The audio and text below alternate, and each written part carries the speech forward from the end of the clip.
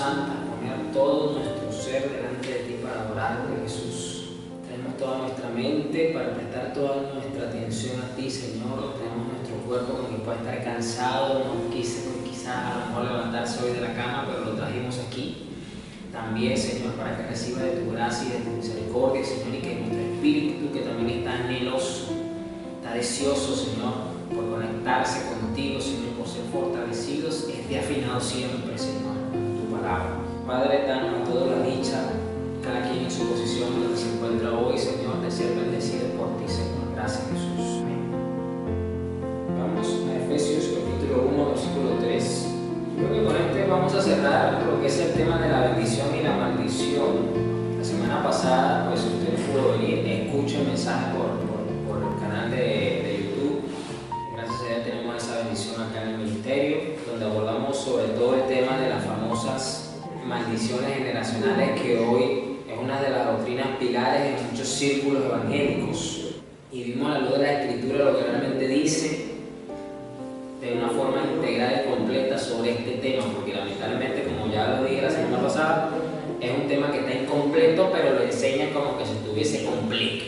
Hoy vamos a terminar de cerrar este tema, porque vamos a ponerle el clavo que le falta al ataúd, para que los cristianos, los hijos de Dios, la iglesia, sepa en qué condición se encuentra sobre lo que es la bendición y la maldición. De verdad que este ha sido un tema de verdad bastante rico de contenido, muy edificante cuando se toma el tema como la Biblia lo plantea. Y ya usted se da cuenta que en muchos pasajes emblemáticos Dios habla más de la maldición, para que la gente tenga conciencia y tenga una advertencia clara sobre lo que es la maldición, que de la misma bendición. Pero hoy vamos a mirar ahora más a fondo, para ir concluyendo este tema, sobre lo que es la bendición y la maldición. Y en Efesios, el apóstol Pablo, en el capítulo 1, versículo 3, nos dice esto: toda la alabanza sea para Dios,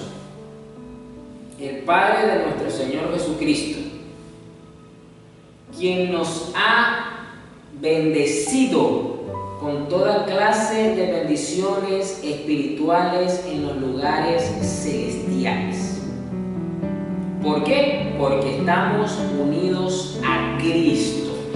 Yo quiero aquí dejar en claro algo muy importante, que ya lo establece la palabra, el Nuevo Testamento, el apóstol Pablo. Si usted está unido a Cristo, usted no puede permanecer en ningún tipo de maldición.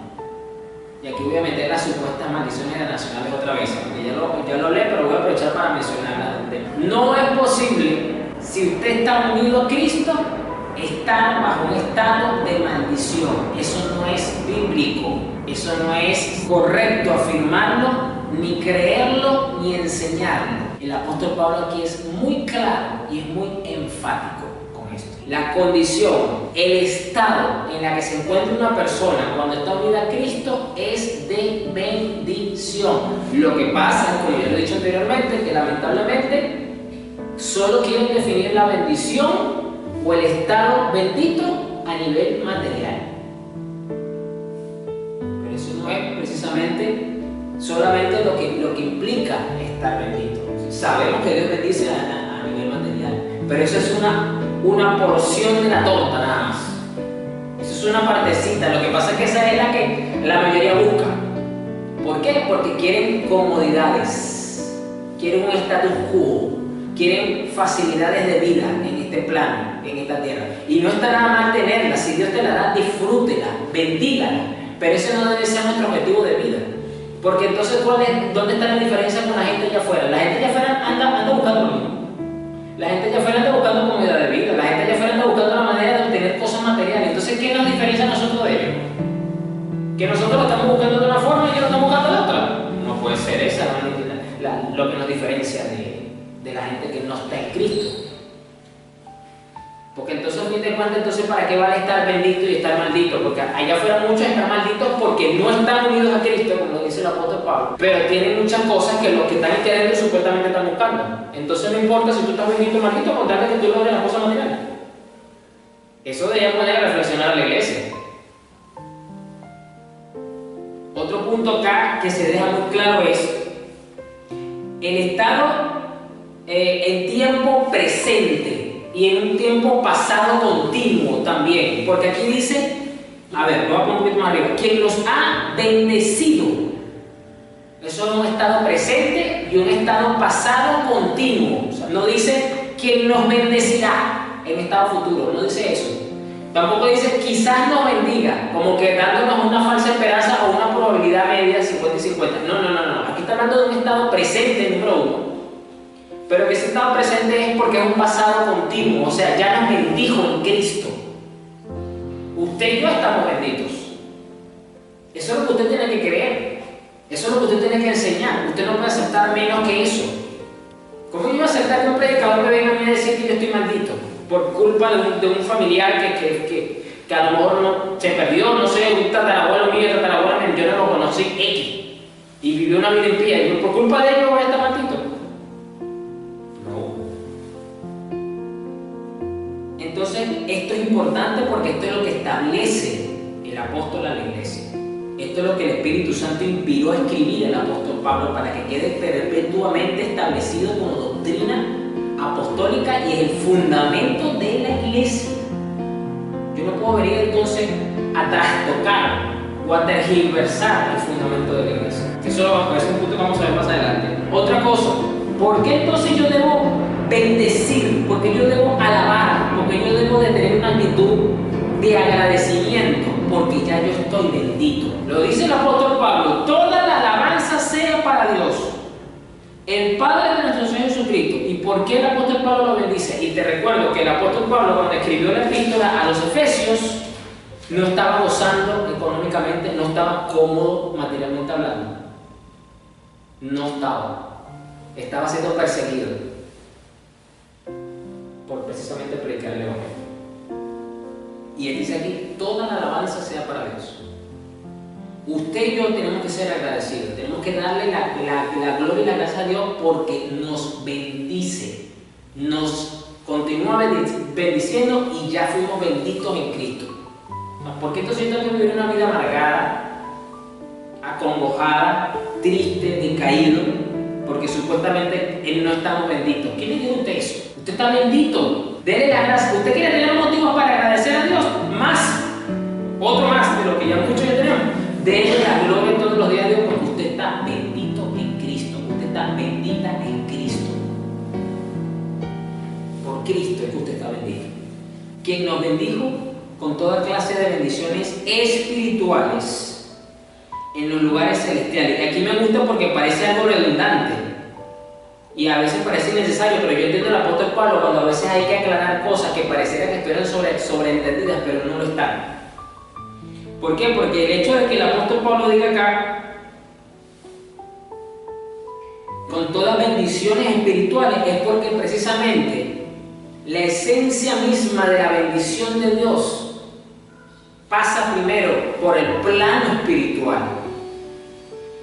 Mire, yo conozco gente allá afuera que tienen comodidades materiales, están bien económicamente hablando, y cuando le digo que están bien es porque están bien, pero viven amargados, frustrados, sin gozo, llenos de tristeza, rencores, bueno, de todos los venenos, si usted lo quiere ver así, espirituales que existan, esas personas lo tienen encima. ¿Usted cree que eso es bendición vivir así? No duermen con insomnio, pelean con la mujer, con el vecino, cuidándose las espaldas de que no le metan la zancadilla, o sea, viviendo en un estado de hostilidad. ¿Usted cree que eso es vida? Vivir de esa manera. Yo le voy a decir una cosa, sí está bien, muchas veces la iglesia cristiana pasa dificultades económicas y materiales, sí, no es nuevo, no es primera vez. Usted revisa la historia porque usted se da cuenta de la 2000 años de historia de la iglesia, donde no ha sido precisamente grandes tiempos de bonanza, pero no hay mayor satisfacción que usted pueda realmente decirlo, no porque te lo sabes de memoria, sino porque lo viviste y te lo mantienes viviendo. En paz me acostaré y asimismo dormiré, porque tú me haces descansar confiado. Qué satisfacción poder citar ese salmo, como vuelvo y lo repito, no porque te lo aprendiste, porque te gustó, momento, sino porque hay una experiencia vivida en ti de todos los días. Aunque tengas problemas, porque lo vas a seguir teniendo, a lo mejor la deuda todavía no la has pagado, tienes un familiar enfermo y no puedes hacer nada porque no eres médico ni tampoco eres Dios, y tienes que acostar a dormir porque no vas a permitir que eso te quite el sueño y que tú realmente te puedas acostar en paz, que es un estado, es una virtud celestial, la paz. Eso es una bendición. Eso es una bendición. Por eso el apóstol Pablo dice aquí, con toda clase de bendiciones espirituales en los lugares celestiales, porque estamos unidos a Cristo. ¿Por qué dice en los lugares celestiales?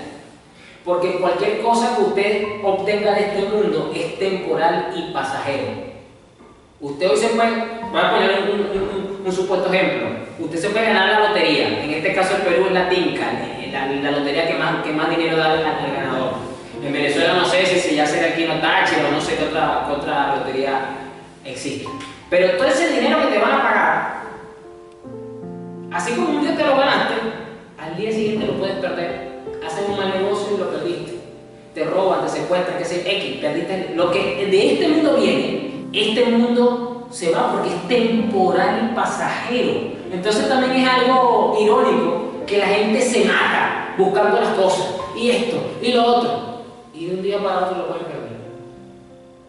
Voy a poner algo que de verdad da dolor, pero pasa con mucha frecuencia. Los padres trabajan toda su vida para obtener algo, para tener algo propio y dejarle algo a los hijos, que les costó 30, 40 años, y los hijos por su falta de cabeza, por su imprudencia, por su vida loca, lo pierden todo en una semana o en un día.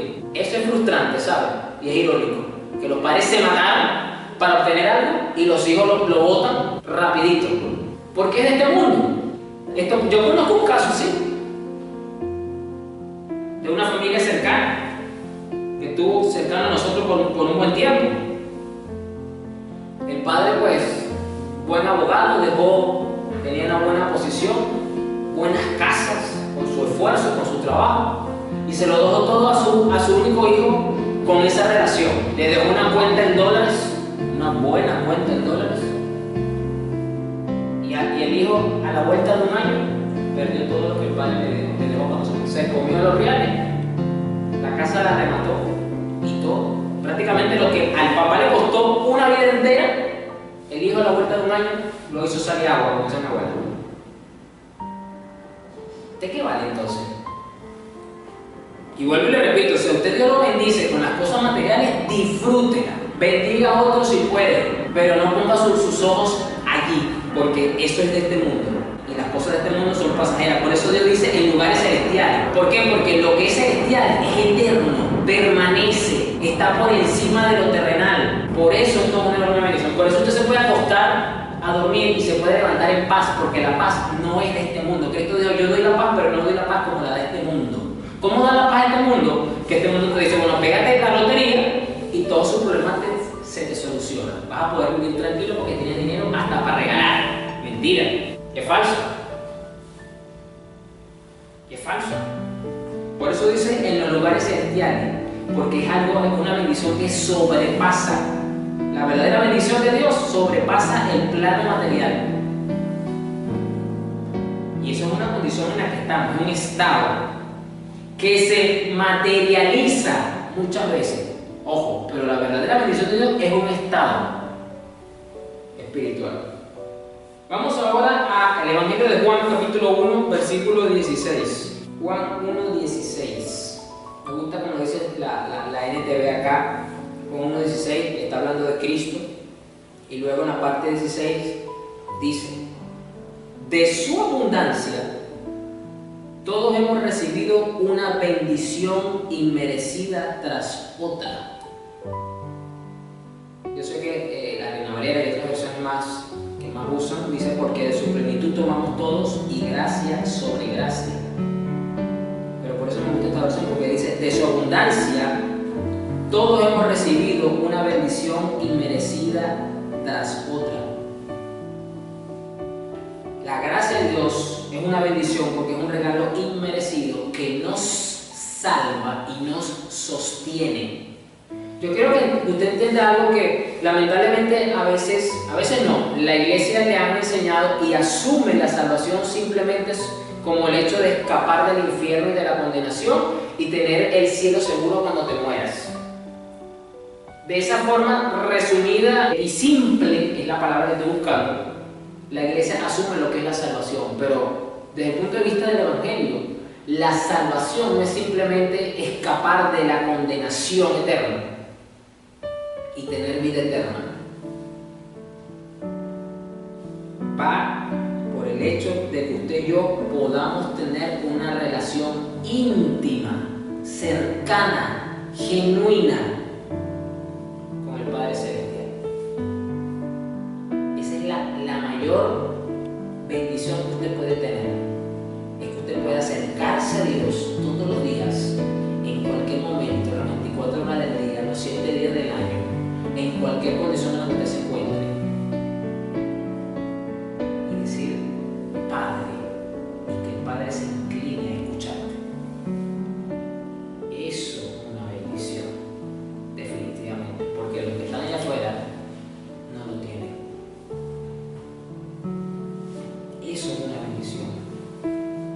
Por eso dice que de su abundancia hemos recibido una bendición inmerecida. O como lo dice la Reina Valera, gracia sobre gracia. Porque debido a eso, todo lo que hemos recibido es gracia sobre gracia. Por eso es que yo, debo ser honesto, yo no tolero a los cristianos que son quejones, que disfrazan una queja con una petición de oración, disfrazan una queja con un supuesto momento de adoración y de gloria a Dios. Pero en el fondo su corazón es lo que está gritando con una queja. ¿De qué nos vamos a quejar si estamos benditos por Dios? Si la Biblia dice en Jeremías que sus misericordias se renuevan cada mañana. Son más las misericordias que recibimos que las afrentas, que las dificultades, que los problemas, que las deudas que nos toca afrontar. Entonces, ¿por qué yo tengo que vivir amargado? ¿Por qué tengo que permitir que la queja se anide en nuestros corazones y salga por nuestra boca? Para mí es una falta de respeto cuando un cristiano se queja. No a mí, porque no se están quejando de mí, se quejan es de Dios, de forma directa o indirecta, pero se están quejando de Dios. Qué falta de respeto y falta de valoración al estado de bendición en la que nos encontramos solo porque nuestra carne todavía no tiene lo que lleva tiempo pidiendo. De verdad, es una falta de respeto hacia Dios, hacia el Padre, totalmente. Vamos a Mateo 5 ahora. A ver, ¿qué vemos nosotros acá en el Sermón del Monte o el Sermón de la Bienaventuranza, como se le dice? Por cierto, este mensaje se llama Benditos los redimidos. Estamos benditos. Y quiero resaltar, yo sé que la Reina Valera usa la palabra bienaventurado, y a nosotros los latinoamericanos, como no usamos esa palabra, ese término, nos cuesta un poco entender realmente qué significa para poder comprender lo que está enseñando el maestro cuando dice esta palabra. Yo sé que nos cuesta, porque como no la usamos, no sabemos entonces qué significa o cómo definirla. Yo entiendo. La palabra bienaventurado es una palabra griega y significa 3 veces bendecido. Eso es lo que significa. O en pocas palabras, es un estado completo y de plenitud de alguien que está bendito.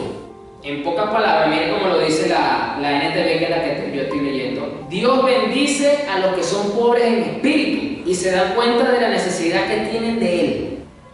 Leo la otra, por ejemplo. Dios bendice a los que lloran porque serán consolados. La que sigue. Dios bendice a los que son humildes porque heredarán toda la tierra. ¿Ves? Donde dice bienaventurado, esta versión me coloca Dios bendice. Y si usted se da cuenta, en estos 7 versículos con los que Jesús abre su sermón y que el apóstol Mateo pues nos deja acá por escrito, usted se da cuenta que estas son bendiciones espirituales que no tienen nada que ver con lo material. Porque habla de la paz, habla de humildad, habla de los que son cada vez más dependientes de Dios y menos dependientes de sí mismos. Habla de los que consuelan. ¿Y qué es eso? Son virtudes celestiales, son aptitudes de nuestro corazón. Mire lo que Dios bendice. ¿Usted quiere que Dios lo bendiga? Yo sé que, amén. Y usted levanta la mano por allá si usted está escuchando esto diferido, si usted asienta con la cabeza en su corazón. Yo quiero que Dios me bendiga. Bueno, si usted quiere que Dios lo bendiga, bueno, sea humilde, procure la paz, sea empático y busque consolar al que sufre, al que llora. Sea compasivo, aunque no se lo merezcan. Manténgase haciendo lo que es correcto, aunque te toque sufrir por eso. Vuélvete cada vez más dependiente de Dios y menos dependiente de ti mismo, de tu habilidad, de los dones que Dios te dio. No caigas en esa tentación. Cuando tú tienes todas estas actitudes, cuando tú las cultivas, Dios te bendice. No lo estoy diciendo yo, lo está diciendo el mismísimo Señor Jesucristo.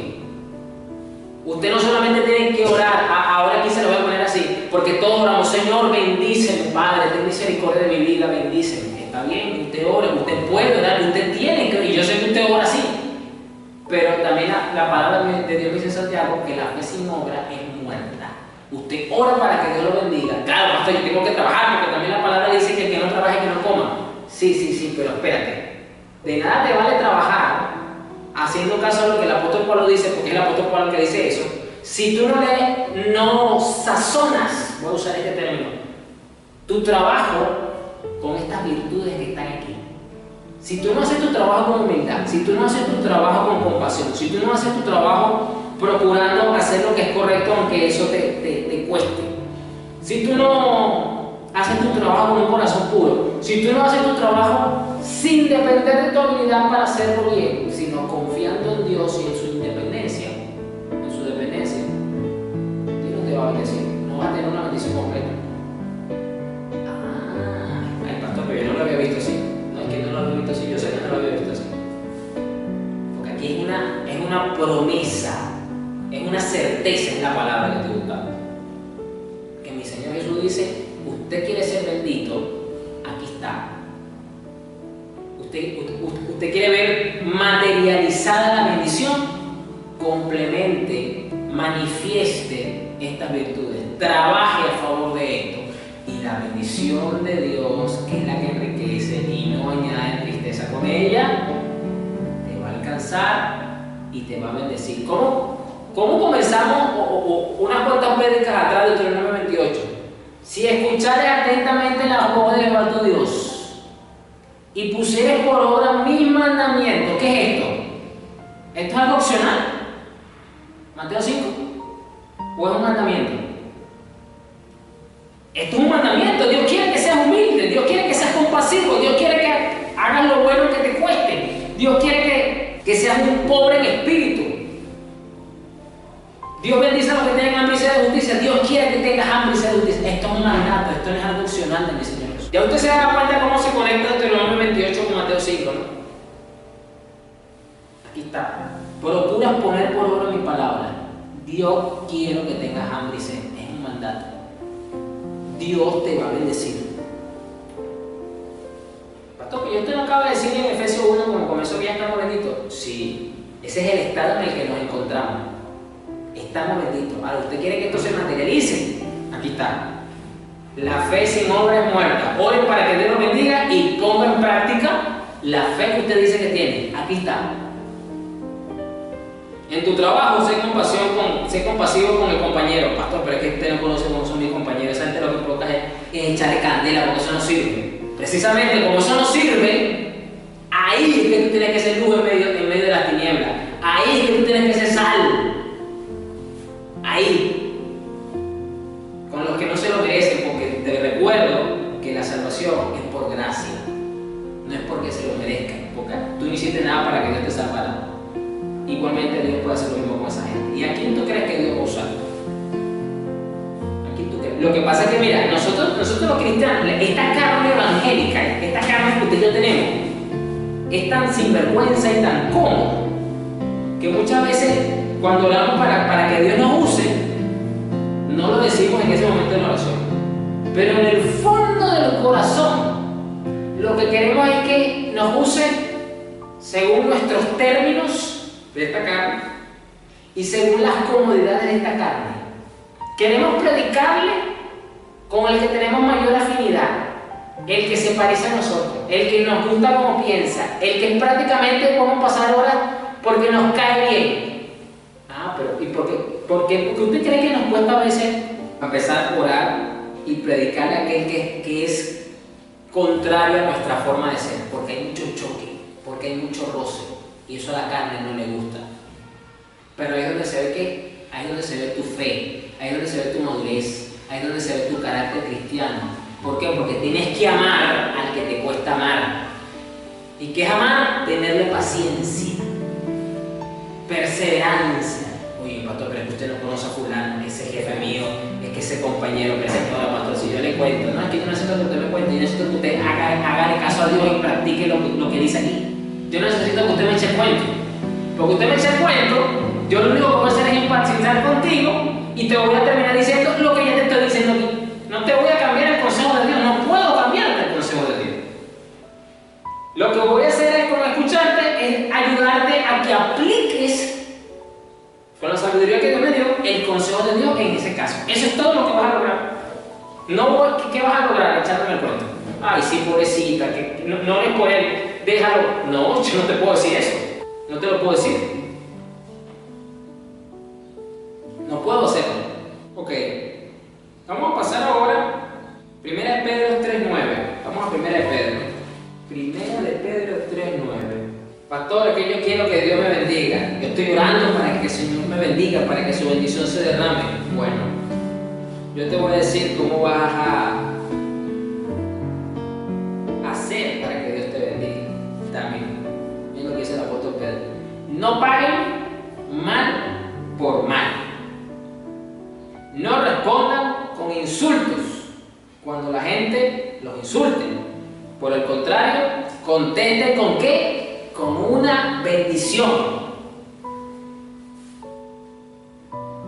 No conteste con un juicio de Isaías, no conteste con una de las plagas de Apocalipsis sobre esa persona. No, contesten con ¿qué? Con una bendición.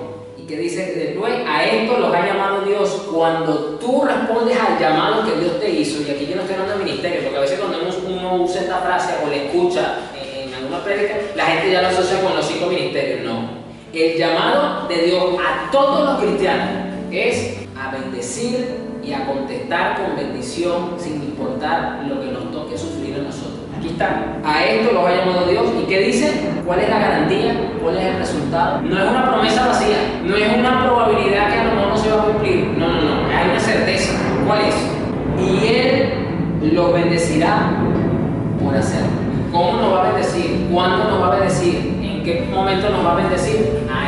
Esa es la información que todos quieren. Muchas veces Dios no la da. A Dios le gusta darle sorpresas a sus hijos a veces, ¿sabes? Y mire que las sorpresas de Dios son sorpresas, de verdad. Entonces, la fe sin obra es muerta. Practique, incentive a que la bendición llegue a su vida. ¿Cómo? Practicando la palabra de Dios. Esto es poner en práctica Deuteronomio 28, señores.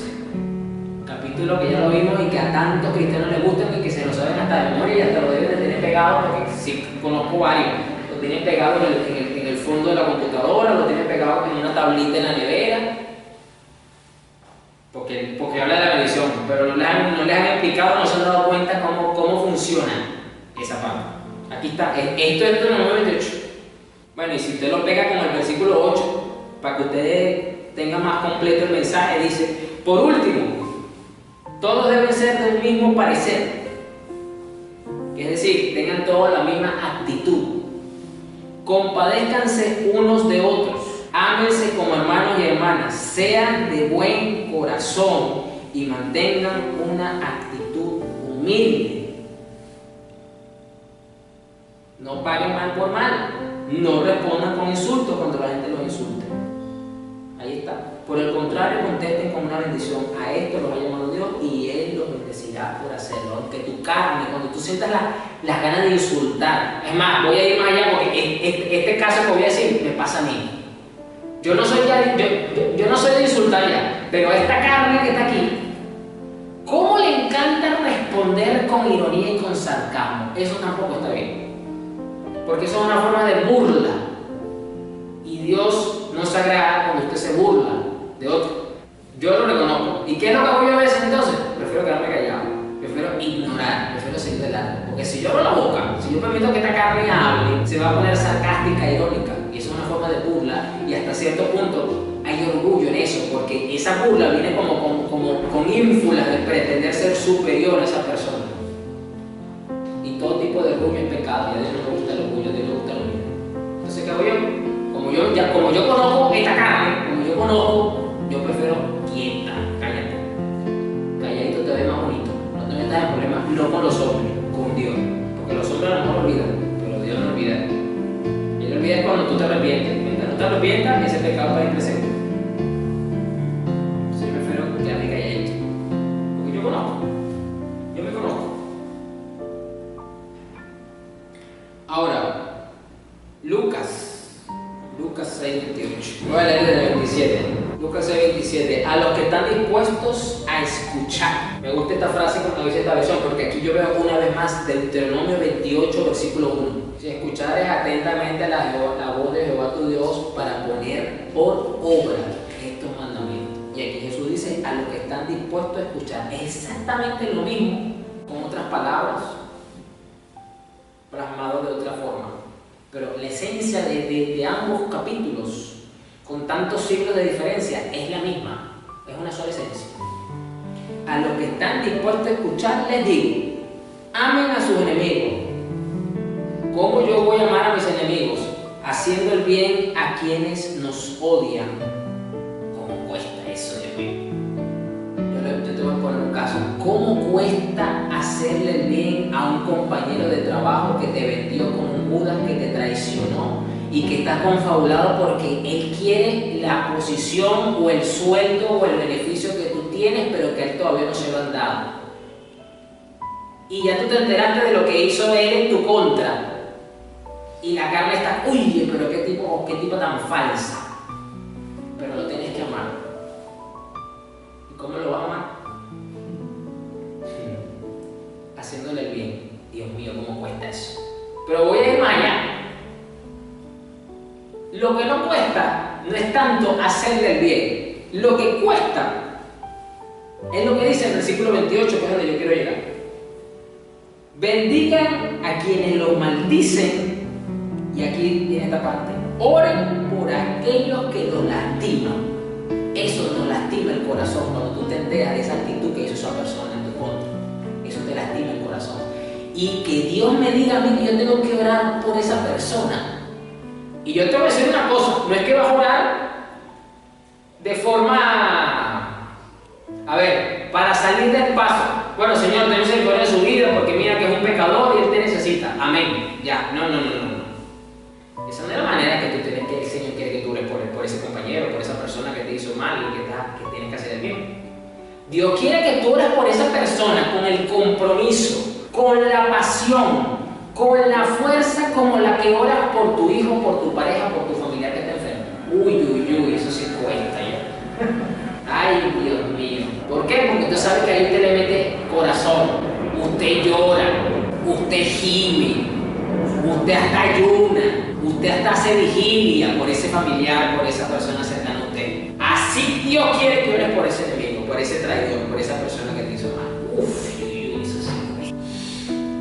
sí. Ahí sí literalmente vas a sentir tu carne protestarte, tu carne gritarte. No, pero ¿por qué? Ahí sí literalmente vas a sentir que tu carne te está protestando, como que no lo voy a hacer, por él no lo voy a hacer. Pues sí lo tienes que hacer. Y ahí Dios que nos bendice. Porque si tú y yo estamos en un estado de bendición, porque estamos unidos a Cristo, yo no puedo promover maldiciones, ni mucho menos proferir maldiciones, o actuar de manera que pareciera que estoy maldiciendo a otra persona. Todo lo contrario. ¿Cómo cuesta practicar el Deuteronomio 28:1? Nos gusta todo verlo, fabuloso esas promesas de bendición, pero ¿cómo nos cuesta ponerlo en práctica para que eso se materialice? Ahora bien, vamos a concluir con dos puntos que no dejan de ser menos importantes, que son dos claras advertencias, pero que si esa advertencia no se obedece, se transgrede, hay una consecuencia muy dura y está enmarcado dentro de lo que es la maldición. Ok, vamos a Gálatas 1, versículo 8. Ok, yo quiero entrar un poco en contexto para no caer en un misticismo y un sensacionalismo sobre este punto en particular. El libro de Gálatas, el apóstol Pablo lo escribe porque la iglesia de Gálatas ya tenía más de 8 años fundada, ¿ok? Estaba bajo la supervisión del apóstol Pablo, fue una iglesia que él fundó cuando predicó en la zona de Galicia, o de Galacia también se le dice, y de ahí salió la iglesia de Gálatas. No era una iglesia nueva creyente, ya era una iglesia establecida. Segundo, era una iglesia que tenía acceso constante y perenne a los apóstoles, específicamente al apóstol Pablo. Cuando él no podía, él usaba a un intermediario o a un supervisor. De ahí la figura del obispado, del obispo, ¿okay? No ese obispo católico romano que usted conoce ahora, no es realmente distinto. ¿Qué pasaba? Que esta iglesia empezó a hacerle caso a supuestos predicadores que estaban indicando que para tú ser salvo, tú no solamente tenías que tener fe en Cristo, sino que tú tenías que circuncidarte nuevamente, hacer varios ritos del Antiguo Testamento y cumplir con una observancia estricta sobre la ley de Moisés nuevamente. Es decir, estaban mezclando, y esta distorsión doctrinal estaba desviando a los gálatas del fundamento que los apóstoles le pusieron y que no se justificaba porque ya tenían 8 años como iglesia. O sea, como ya lo dije, no era una iglesia que estaba chiquitica, ya era una iglesia establecida. Y bajo ese contexto de distorsión doctrinal que estaba dañando la esencia de lo que era el Evangelio, el apóstol dice estas palabras tan duras. Versículo 8. Si alguien, lo voy a leer un poquito más breve para que vean lo que acabo de decir. Versículo 6. Estoy horrorizado de que ustedes estén apartándose tan pronto de Dios, quien los llamó a sí mismo por medio de la amorosa misericordia de Cristo. Están siguiendo un evangelio diferente que aparenta ser la buena noticia, pero no lo es en absoluto. Están siendo engañados por los que a propósito distorsionan la verdad acerca de Cristo. Versículo 8. Si alguien, ya sea nosotros o incluso un ángel del cielo, les predica otra buena noticia diferente, es decir, otro evangelio de la que nosotros le hemos predicado, que le caiga la maldición de Dios. La Reina Valera usa la palabra anatema, que en griego significa maldición. Esto es una advertencia muy dura, pero también muy seria. Versículo 9. Repito lo que ya hemos dicho. Si alguien predica otro evangelio o otra buena noticia distinta de la que ustedes han recibido, que esa persona sea maldita. Es una advertencia muy dura, pero es una advertencia muy clara. Que cualquier esencia doctrinal que busca distorsionar, ni siquiera fíjese que es cambiar completamente, no, que distorsione un poquito el evangelio, entra en una condición bastante dura de maldición. Esto evidentemente le brinda a la iglesia una clara advertencia, pero hay algo aquí más preocupante. Si la iglesia de Gálatas, que había escuchado el evangelio directamente de uno de los apóstoles, se estaban desviando del camino con un falso evangelio, imagínense usted lo que está pasando hoy día entonces que no está ninguno de los apóstoles. ¡Qué peligro! Esto entonces me dice que nosotros como iglesia, como parte del cuerpo de Cristo actualmente, tenemos que conocer realmente el evangelio de Cristo y velar para que todo su cauce siga su rumbo y no haya ningún poquito de distorsión que busque contaminar eso. Porque aquí se está dando cuenta que hay una distorsión porque se mezcló con cosas que no debían. No es que le cambiaron totalmente el mensaje, sino que se mezcló con algo que no debía. Y mire la advertencia tan dura de parte del Señor de la apóstol. El que lo haga es un maldito. No lo estoy diciendo yo, lo está diciendo Dios a través de su palabra, a través del apóstol Pablo. Entonces por eso es tan delicado hoy día escuchar o leer cualquier tipo de mensaje del cual no se ha discernido o no se ha hecho realmente un momento, un llamado de atención para ver, para filtrar bien lo que se está diciendo, lo que se está enseñando. No irnos a la primera y decirle amén a todo lo que se escucha. No, yo tengo que filtrar. Porque si yo estoy escuchando algo que es un evangelio que no es el que yo veo aquí, yo no puedo recibir eso. No puedo hacerlo. Porque hay una maldición para eso. Y si yo soy bendición, yo no puedo mezclar una cosa con otra. Y hoy día lamentablemente tenemos el evangelio de la prosperidad, el evangelio de la lámpara mágica. Le estoy poniendo calificativos al evangelio que simplemente no se amoldan al evangelio bíblico. Hay varios evangelios hoy día. El más popular es el evangelio de la prosperidad. Eso es un falso evangelio. Y cómo le encanta a mucha gente ese evangelio. Y no se están dando cuenta que están bajo una advertencia muy dura dicha por el mismo apóstol Pablo. Si bien es cierto, esto fue dentro de este contexto, porque estaba trastocando el evangelio, igualmente el evangelio de la prosperidad trastoca la esencia del evangelio. Hay que tener mucho cuidado con eso. Entonces yo soy muy riguroso y soy muy celoso con lo que escucho. Yo no escucho a todo el mundo, yo no leo a todo el mundo. No porque yo me la quiera dar de superior a los demás, no, sino porque yo tengo que estar velando sobre estos temas. Porque estamos viviendo tiempos peligrosos, no son tiempos fáciles. Imagínense, esto le pasó a la iglesia de los Gálatas, tenían los apóstoles vivos todavía. Imagínense ahora nosotros que estamos 2000 años después. Con más razón tenemos que vigilar. Con más razón. Y otro punto, para cerrar acá, vámonos a Apocalipsis 22. Apocalipsis 22, 18. El último capítulo de la Biblia. Apocalipsis 22, 18. El apóstol Juan, mire cómo cierra el canon bíblico, cómo cierra el libro de Apocalipsis. El versículo 18 dice: yo declaro solemnemente a todos los que oyen las palabras de la profecía escritas en este libro. Si alguien agrega algo a lo que está escrito aquí, Dios le agregará a esa persona las plagas que se describen en este libro. Y si alguien quita cualquiera de las palabras de este libro de profecía, Dios le quitará su parte del árbol de la vida y de la ciudad santa que se describen en este libro. Si bien es cierto que estas palabras se pueden aplicar a toda la Biblia, porque no se le puede quitar a la revelación ya dada, pero tampoco se le puede añadir a la Biblia, a la revelación dada.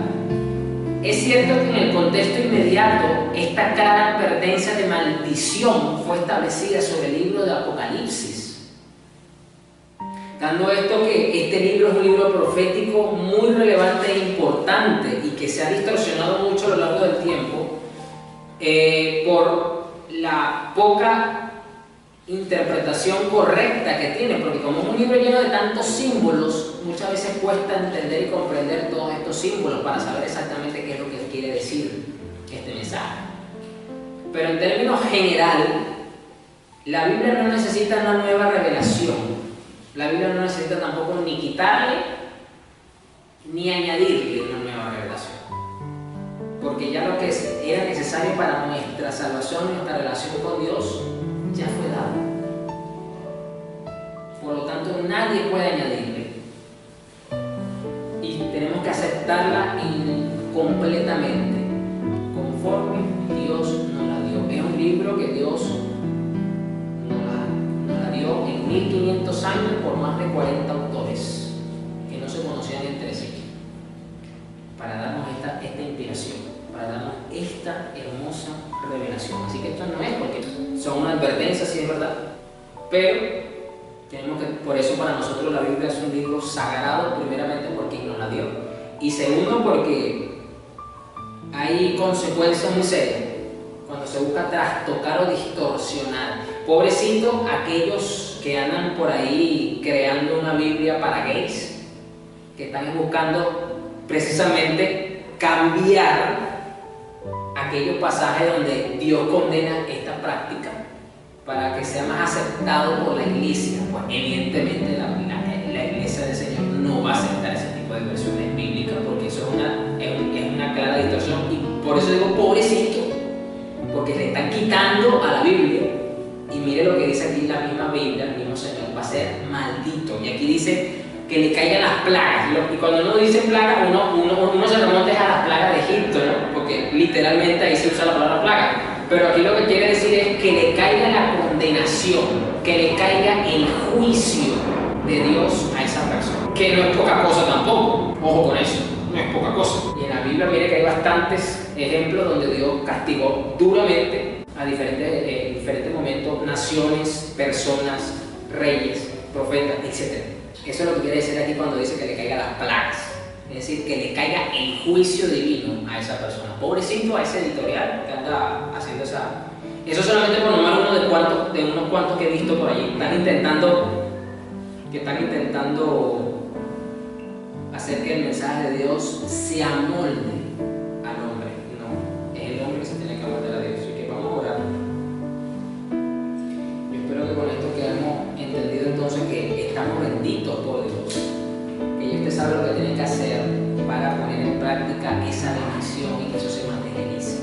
Amén. Vamos a orar. Señor, gracias por tu bondad y por tu misericordia. Te quiero pedir, Señor, que nos sigas bendiciendo con tu presencia, con tu Espíritu Santo, Señor, que aprendamos a poner en práctica tu palabra, Señor, para que seamos una bendición andante y seamos de bendición al entorno donde nos encontremos, Señor, y sobre todo hacia aquellos que buscan nuestro mal, aquellos, Señor, que no se comportan de una forma honesta con nosotros, Señor, que de esa manera somos testimonio de la fe que tenemos y de tu misericordia, para que de esa forma ellos vean el evangelio práctico que nosotros profesamos, Señor, en nuestras vidas, Señor. Padre, bendice hacia tus hijos, bendice hacia tu iglesia, Señor, y que esto sea de provecho para todos ellos. En el nombre de Jesús.